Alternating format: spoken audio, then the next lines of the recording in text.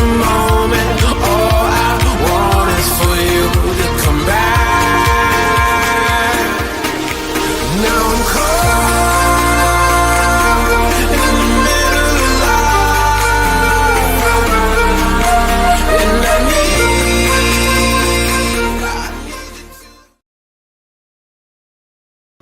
Greetings, everyone. Welcome to another edition of the Red Pill Diaries. I'm your host, your brother, and your friend Rashid. And as we wait for Larry Johnson to join us today, we'll talk about a few issues that are ongoing. I'd like to thank each and every one of you for joining me on the most powerful platform for truth, bar none, on God's green earth. This is your platform for education, elevation, and edification. This is the Red Pill Diaries. Now, this is what I want to say. We're having technical difficulties beyond my control for the yesterday and today. Okay, I want to tell you that there was a big storm here. It is messing with the internet. We have the people coming out today and tomorrow to check everything. There was a specific outage in this area, so we're going to have to look past that and do what we can to keep going on the show. But as we wait for Larry, let's talk about a few things, because I'm so glad to be back, and just to talk to you about a few things. Now,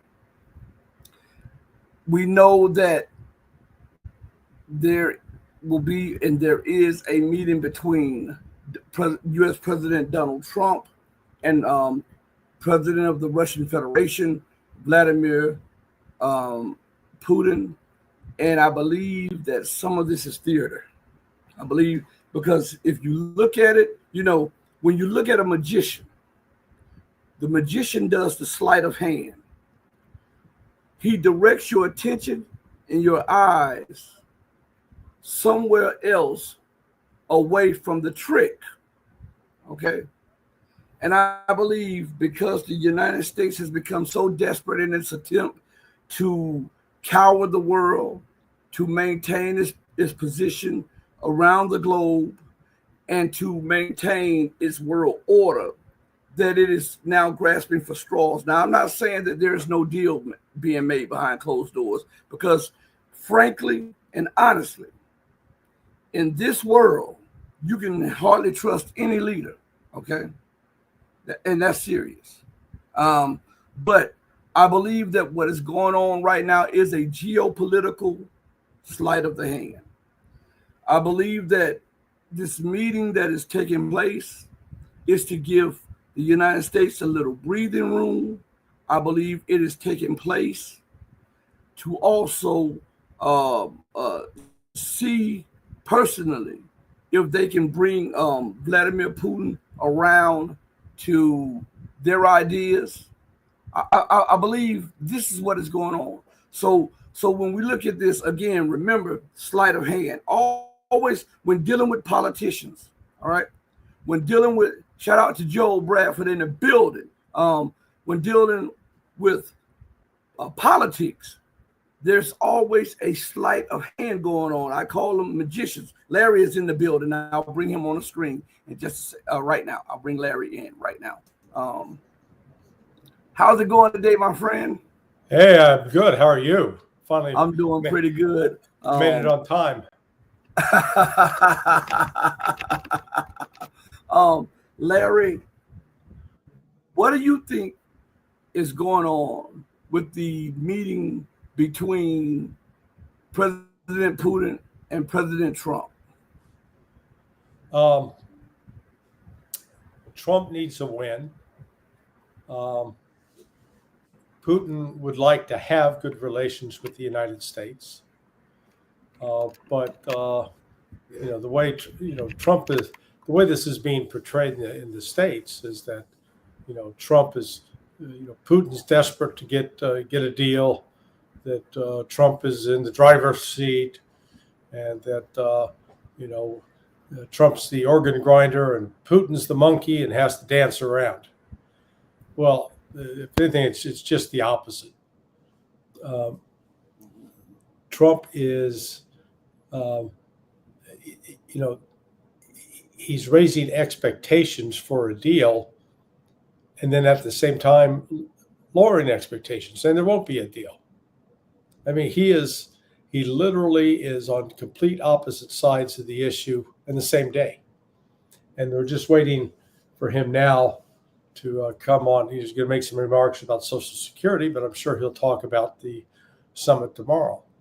The Russian position, there's no confusion about it. The Russians have had the same basic position since June 14th of 2024, so a year, 2 months ago. And that position is that the four former oblasts plus Crimea are all part of Russia today. They're part of the Russian Federation. They're as much a part of Russia as California, Washington, Oregon, and Colorado are part of the United States. So you can't, Putin can't show up and offer to trade those away any more than Trump can go to Alaska and offer to give Alaska back to Russia.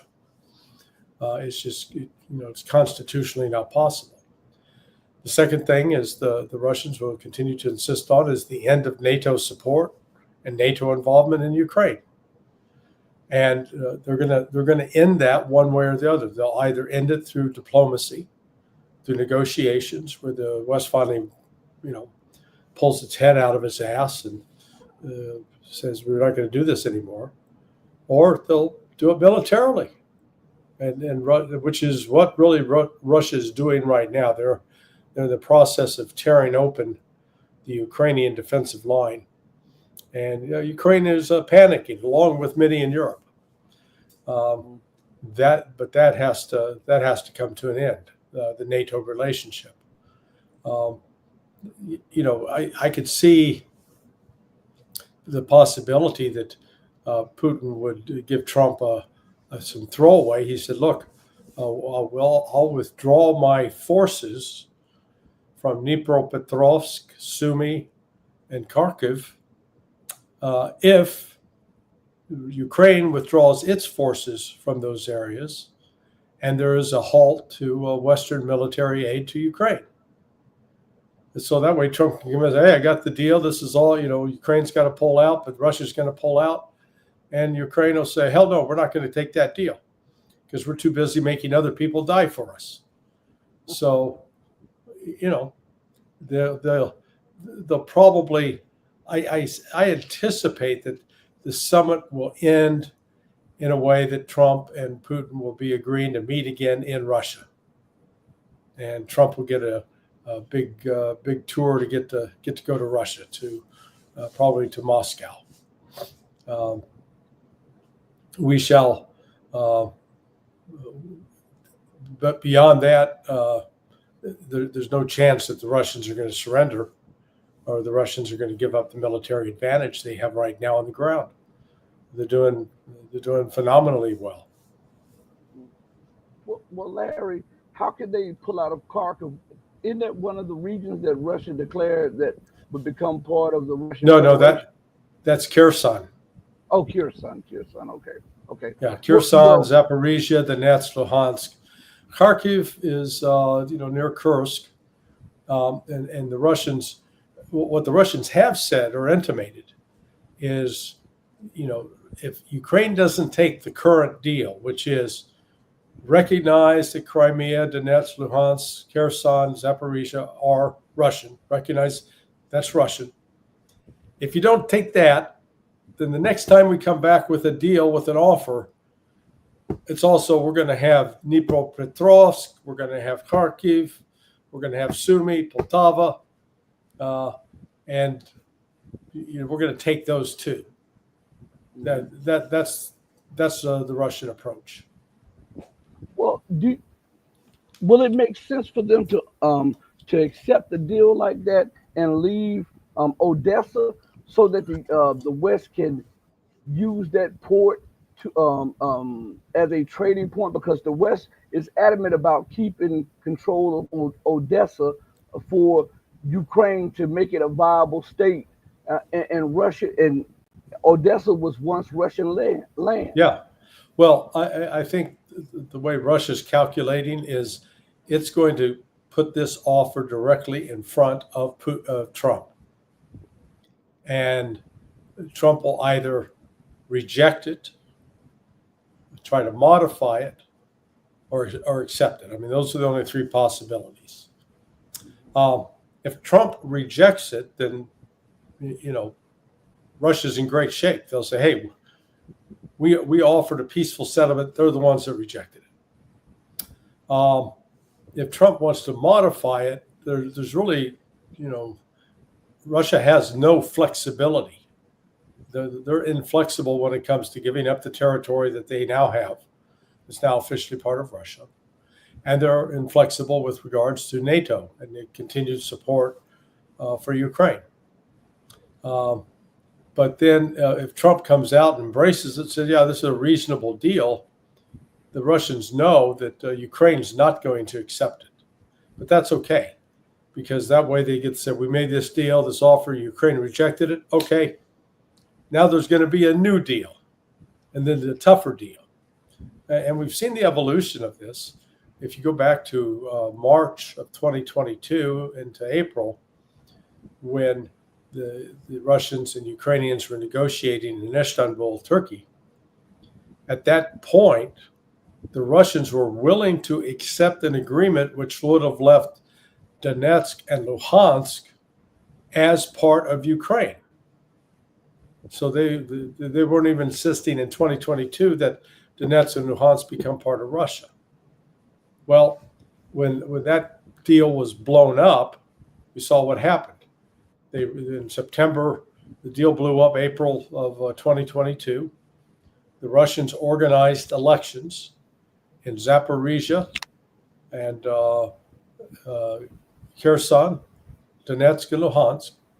The people voted overwhelmingly to join Russia, and at that point, those four oblasts, formerly a part of Ukraine, now became republics, part of the Federal Republic of Russia. And that will continue if Ukraine rejects this opportunity. I'm trying to make heads or tails of this, because if Vladimir Putin is under tremendous pressure, or pressure from his military and from the people not to negotiate, because think about all of the lost treasure, all of the lost blood spilled in this war, and then they already stated that America is agreement incapable. Yeah. Why would they trust the U.S. in a deal that would leave a viable Ukrainian state where NATO could then double back on it and restart everything over again? And the next time around, it'll cost double or triple the amount of money, blood, and the loss of lives. To me, that it doesn't make sense. It shouldn't Putin give an ultimatum? This is where it's going to be. This is where it stands. This is what's going to happen, because the United States really has little to no play or leverage in this matter, because they are open participants in the conflict. So wouldn't it be better for Vladimir Putin to be amenable to the press, but to be firm with Trump behind closed doors and say, listen, we can present this as a deal, but we want Kiev, we want Odessa, we want this, we want that, and there is no negotiations. NATO must pull out all of its assets, whether it's intelligence agencies, their NGOs, and their military out of what would remain as Ukraine. And the reason I brought Kiev up in that is because that was once a Russian region also. Right. Well, no, there's, look, Putin is not going to surrender on any of those issues. He's learned the lesson from Minsk too. He did this back in 2015, where they were on the militias of Donetsk and Luhansk with support from, I think, the Wagner group, had the Ukrainian army surrounded and was ready to destroy it. And the Germans, Angela Merkel, intervened with Putin, and they got a ceasefire in place. and then negotiated Minsk II. And it's only later did we learn, according to Merkel, that was just a scam, a ruse, to fool Russia to give breathing space to Ukraine to rebuild its military, which they did. And Putin has acknowledged that he was fooled, that he made a mistake. So I don't see him doing that again. And they're not going to get. He's not going to get upset. Not going to make threats or demands. He just simply lays out what Russia's position is, which I outlined at the start, and that includes the end of NATO in Ukraine and the withdrawal of these foreign advisors, foreign forces. Now, Ukraine won't agree to that, so okay, Russia will make it happen on the ground. They're going to do it militarily. So I don't see there's any necessarily distance or friction between him and the general staff. I think they're all on the same sheet of music. Russia right now is advancing rapidly in ways that never seen except for the opening days of the war back in February 24, 25, 26. Mm-hmm. So there was a major strike. Russia struck a multiple military plants, destroying what Ukraine termed as the Safon missile, which is the Taurus missile. And Russia has openly acknowledged that Germany was funding it and had active service people there. The U.S. and the West had active service people there, quote unquote, assisting in the building of these long-range strike weapons. Yeah.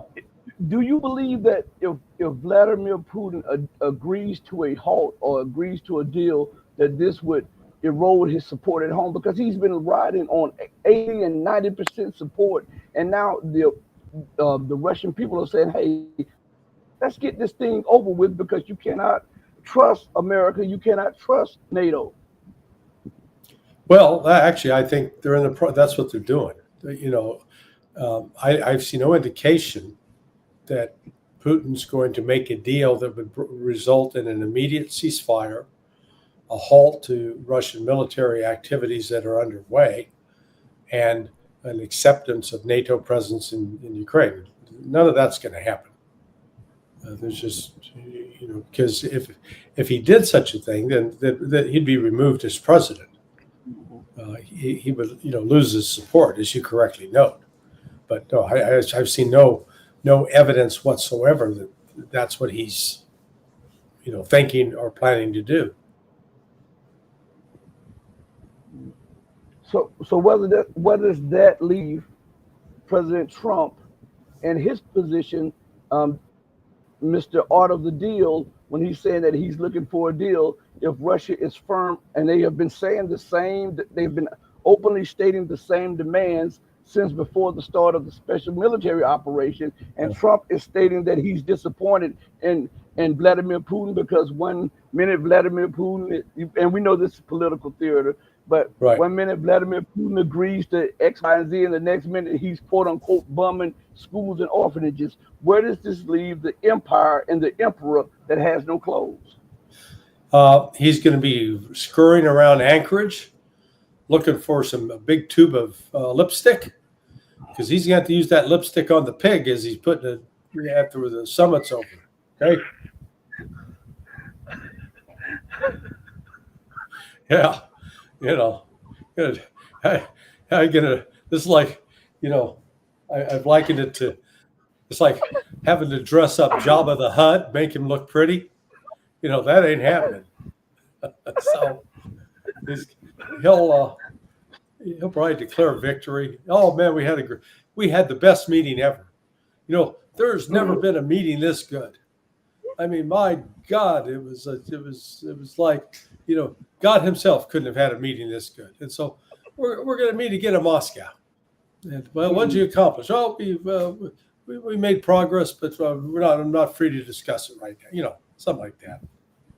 So do you think his bravado and his stick is wearing thin, not only among his detractors, but his base and his supporters?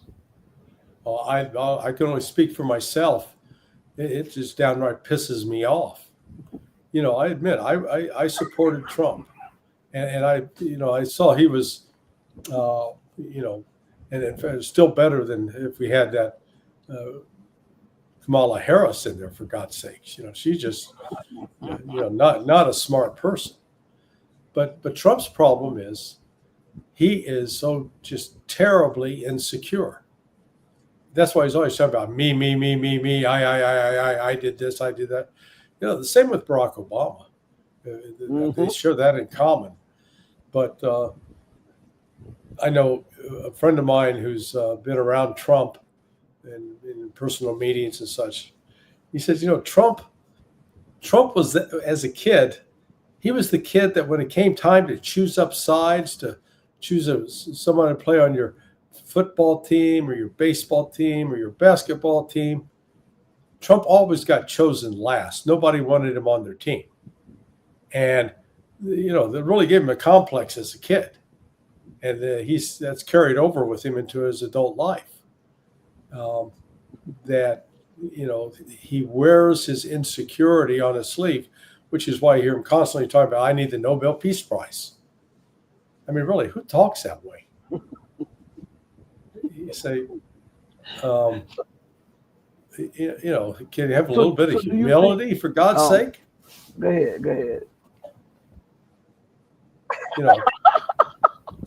Now, Larry, again. Now, I don't. He's not. There's a difference between, let's call it, between Donald Trump and Muhammad Ali, aka Cassius Clay. Now, Muhammad Ali in his prime, I mean, he knew he was joking. I'm the prettiest, I'm the fastest, I'm the most amazing man there is. He was an entertainer, but I'm the greatest. But when it coming out of Trump's mouth, he's not joking. He's actually compensating. So, this meeting, when he gets one-on-one with Putin, he's going to be fine. In fact, he's going to be trying to, he wants Putin to like him. He's going to be very seeking, reassurances.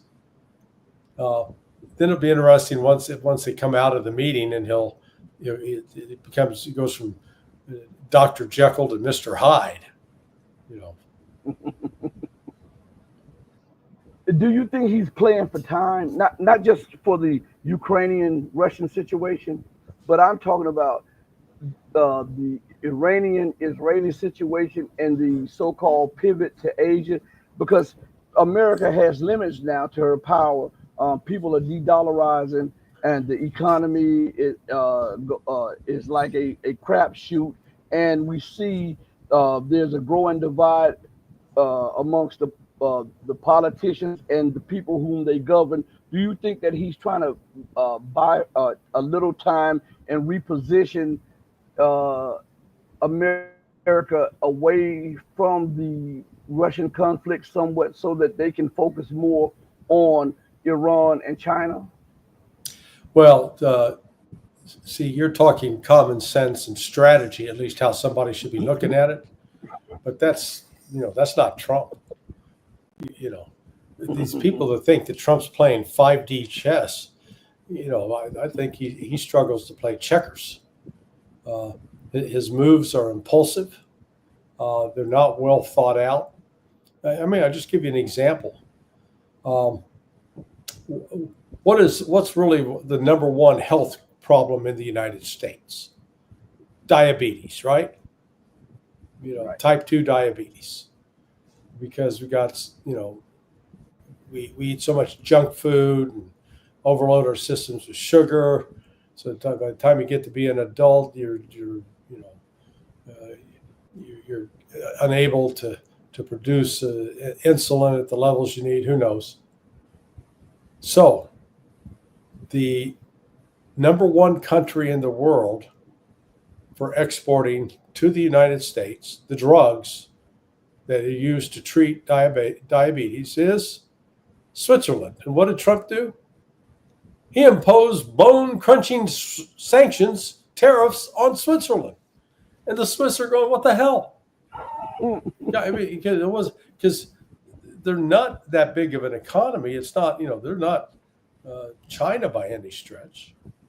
And yet, these tariffs that they're putting on those drugs or on other products, machinery, electrical items that Switzerland made, was hurting the Swiss economy.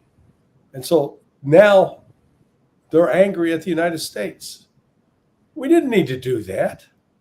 It's like Trump went out of his way to piss off a friend. And that's where you got to say, what's he thinking? They are to continue to be involved in the war, the genocidal war of Israel against the Palestinians, then to continue to entertain Israel's idea of attacking Iran again. There are a lot of us around the world that are just hoping that happens so that Israel gets wiped out, because Iran will wipe them out if it goes to that. But it's just, it's outrageous what the United States is doing. And then at the same time, we've, on the one hand, we talk tough and want to treat China like an enemy, but notice how many times Trump has deferred in the tariffs on China. Give him another 90 days. Well, why is he doing that? Because the Chinese have us by the balls on rare earth minerals and as magnets and several key sectors. We can't live without them. We continue to produce critical military weapons and systems without Chinese imports. And the Chinese are saying, screw you. We're not going to give you the bullets or the ammunition that you can put in your gun so you can shoot us. We're not stupid. So, Trump's really created a problem for himself, unnecessary problem at that. Well, what about this Epstein situation? Because it seems like they can release documents and data on the Trump, the Russian hoax thing, but they can't release any data on the Epstein thing. And a lot of people are saying that Mossad may have Trump by the cojones, and that's why he's doing what he's doing. And after you answer, we'll bring it to a close, because I know you have another show to go to. No. Well, it was. I was just keeping an eye to see if Trump's shown up yet to make his speech. I don't know if you saw. There's a guy that writes on Telegram Substack called Technofog. He's a lawyer, and he finally got his hands on, from a FOIA request, evidence that Jeffrey Epstein had been an FBI, let's call him cooperator. I'm not sure he was a fully signed up confidential human source, but he was certainly providing the FBI with information back in 2007, 2008. So when Epstein gets arrested, I'm sure he was putting the word out to the Bureau, you better get me out of here, or I'm going to tell them exactly what it is that you knew about what I was doing. I think the FBI killed him. I think or elements within DOJ, they had him killed because they weren't going to risk that kind of embarrassment. So it may be not so much foreign blackmail by Mossad as it is blackmail from within the FBI itself. And notice, here was, Kash Patel, before he got into government, boy, he's a big talker. Well, look what we're going to do. We're going to get, and then he gets in there, nothing to see here. And then he lies. He flat out lies. Oh, that videotape has been untouched. No, it was was actually manipulated. And moreover, all the other cameras that should have been on were turned off. And that one camera that you're showing doesn't even show the cell of Jeffrey Epstein. And that doesn't show another door that whereby people could get in and out of the jail. So, I'm more convinced now in the light of that leak that someone, FBI, DOJ were involved in having Epstein killed. So it seems like the whole Trump administration is starting to lose whatever credibility and political capital that it had with its base, because you look at who was the Congresswoman Marjorie Taylor Greene? Not Marjorie, the head of intelligence now. You mean Tulsi Gabbard? Tulsi Gabbard, and how she had been silent on a lot of things, and all of a sudden, when pressure comes down on Trump about Epstein, she comes out with documents on Obama and Biden and the Trump and the Russia hoax. And then we see that Kash Patel is changing his story. We see that there's a lot of, and we know that every time the wind blows, Trump changes his story. So where does that leave them in the standing of the people who stood before them? Because the Congresswoman Greene, she is threatening to even pull out of the Republican Party because she said she voted for America first, and they're putting Israel first, and they're doing everything else besides what they said. Yeah, well, you also seen this with Candace Owens. She was a strong Trump supporter, and boy, he's certainly damaged his relationship with her. And she's got 4.4 million people signed up as subscribers on her site, so she's got some clout, some reach. You've seen the same with Joe Rogan, turning against Trump, like what the hell. Tucker Carlson, not directly opposing Trump, but certainly highlighting issues and topics that are, sort of shoving it in Trump's face, particularly with respect to Israel.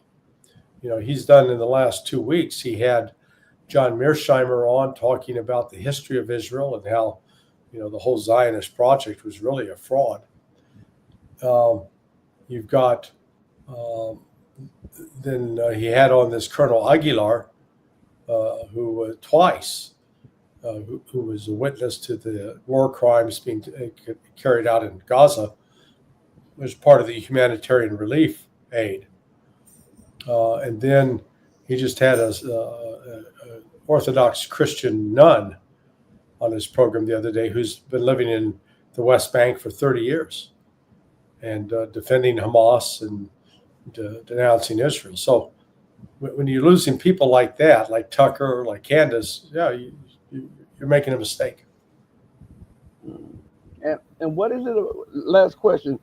How does he think this reflects on him and his standing with the MAGA and his support base when he attacks those people who want to question him and who wants to have him accountable?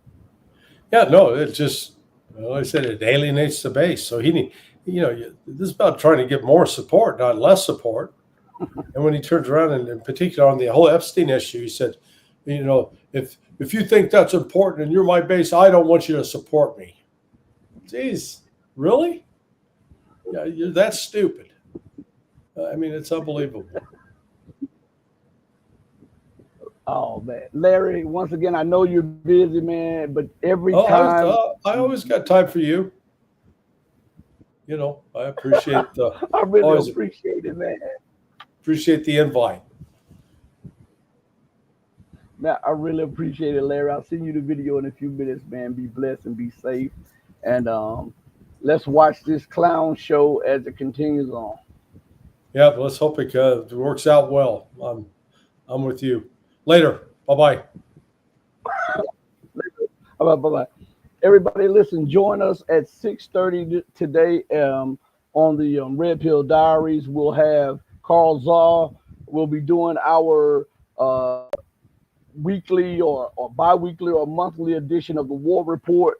We're going to be talking about a lot of the issues that are going on. We're going to specifically talk about Africa, Latin America, the Balkans, West Asia, Asia proper, and what the U.S. and NATO are doing and trying to do there. Please join us then. Support the channels. Go to all of the platforms and please support them. We're on Rumble, Odyssey, Twitter, Twitch. What's the other one? Telegram now. So join us and go to Locals. Locals, it's the empowerment of truth.locals.com and join us there. If you like the show, please give us a thumbs up. You can support us through PayPal and what else? Cash App. So everybody, listen, I want to thank you all for your time because you did not have to give your time here. And we know that time is the most precious and most valued commodity. And it's an unrenewable resource because once you use it up, there's no getting it back. And so we hope that the time that you spent with us, that's why it's called spending your time. We hope that the time that you spent with us, you receive an equal or greater return for that time. On that note, I want to thank each and every one of you for joining me on the most powerful platform for truth, bar none, on God's green earth. And I want to say do right by others, not because there's some material gain in it or some accolades or some applause in it. Do right by others because it's the right, the humanely, and the godly thing to do, because even when no one else is watching you, remember that God Almighty himself is watching you. He sits high, as my mom always says, but he looks low. Know that I love each and every one of you who loves truth, but know that the love that I have for you will always pale in comparison to the love that God has for you. Until we next speak again, stay strong, stay true, but above all things, remember to stay righteous. Hey, mama, your baby boy loves you more than life. Deuces, everybody. We're out of here. Peace.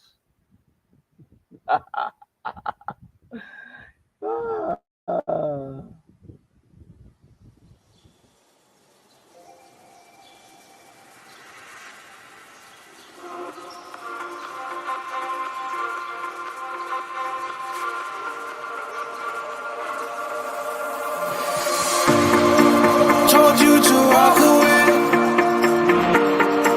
That was my first and last mistake. I'm blue without your face. But what can I do? 'Cause I'm just a